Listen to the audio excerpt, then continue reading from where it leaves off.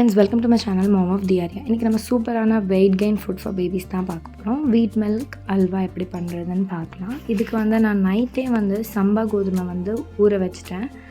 2-3 தடவை வாஷ் பண்ணிவிட்டு ஊற வச்சுருங்க. நல்லா சோக்கானது தண்ணி இல்லாமல் வெறும் இந்த கோதுமையை மட்டும் நம்ம ஃபஸ்ட்டு போட்டு நல்லா ஃபைனாக அரைச்சி எடுத்துக்கலாம்.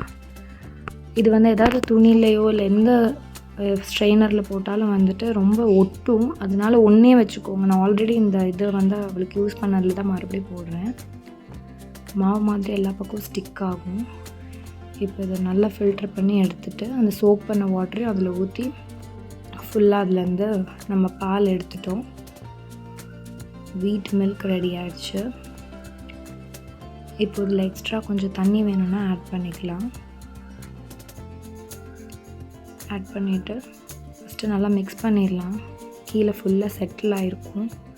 இதை மிக்ஸ் பண்ணிவிட்டு இப்போ நம்ம ஸ்டவ் ஆன் பண்ணி சிம்மரில் வச்சு ஸ்லோ குக் தான் பண்ண போகிறோம். ஏன்னா ரொம்ப சீக்கிரம் திக்காயிரும். மிக்ஸ் பண்ணிகிட்டே இருக்கணும் கை எடுக்காமல்.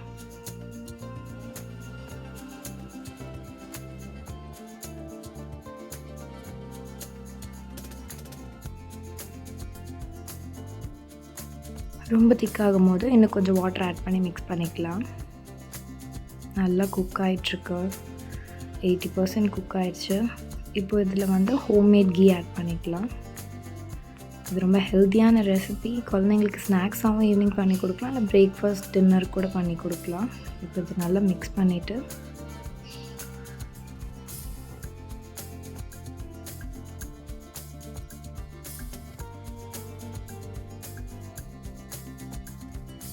இந்த மாதிரி திக்காகிடுச்சுனாலே குக் ஆகிடுச்சுன்னு அர்த்தம். எதுக்கும் நீங்கள் கையில் இப்படி ஈரம் பண்ணிவிட்டு தொட்டு பாருங்கள். அப்போ அது கையில் ஒட்டாது. ஸோ கம்ப்ளீட்டாக குக் ஆகிடுச்சு. இப்போ இது நல்லா ஆறுனதுக்கப்புறம் பேபிஸ்க்கு ஃபீட் பண்ணலாம். நெக்ஸ்ட் வீடியோவில் பார்க்கலாம். பாய்.